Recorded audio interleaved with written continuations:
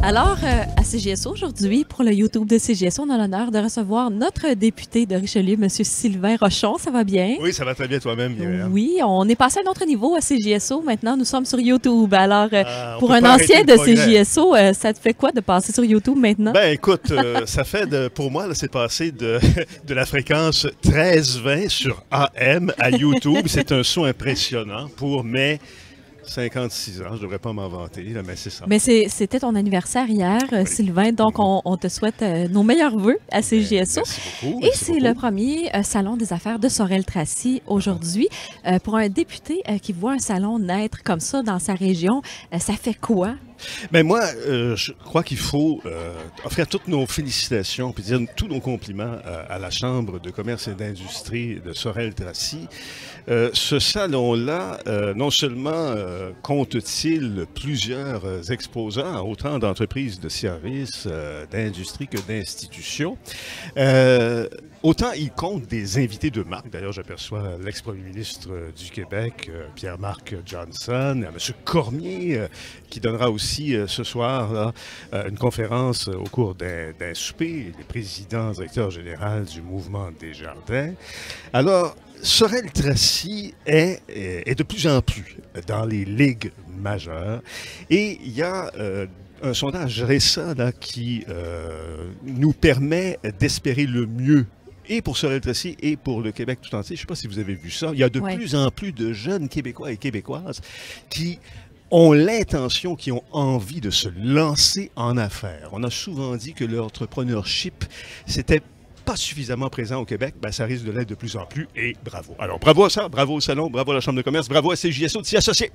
Et là, tu parles des jeunes qui veulent se lancer en affaires. Ton conseil pour les jeunes qui nous écoutent et qui veulent vraiment là, se lancer en affaires à Sorel-Tracy?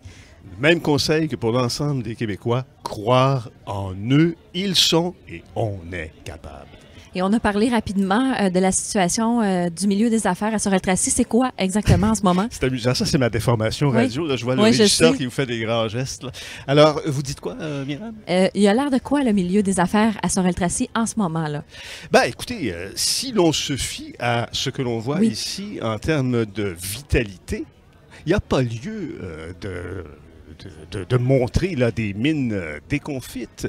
Il y a lieu, au contraire, d'être optimiste, de voir enfin le verre à moitié plein plutôt qu'à moitié vide et de tout faire pour lui donner encore plus de contenu à ce verre-là. Et c'est vers cela que nous nous dirigeons, je trouve. Et rapidement, en terminant, les dossiers à régler, les dossiers chauds pour notre député, là, ces temps-ci?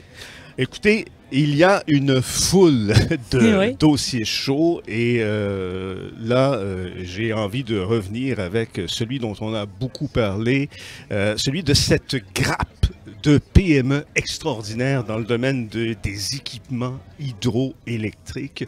Il faut mieux savoir que c'est présent, ça, à Sorel-Tracy, ces PME. Il faut mieux les encourager.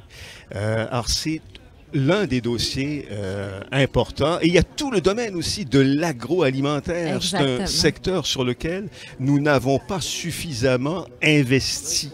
Et il faudra au cours des prochaines semaines, mois et années appuyer beaucoup plus fortement nos producteurs et nos productrices agricoles et voir naître chez nous des entreprises du domaine de la transformation agroalimentaire. Sylvain, c'était un bonheur. Tu es sur YouTube. À quand une chaîne YouTube pour Sylvain Rochon, député? Tu es déjà sur Facebook. Bien à quand ta chaîne YouTube?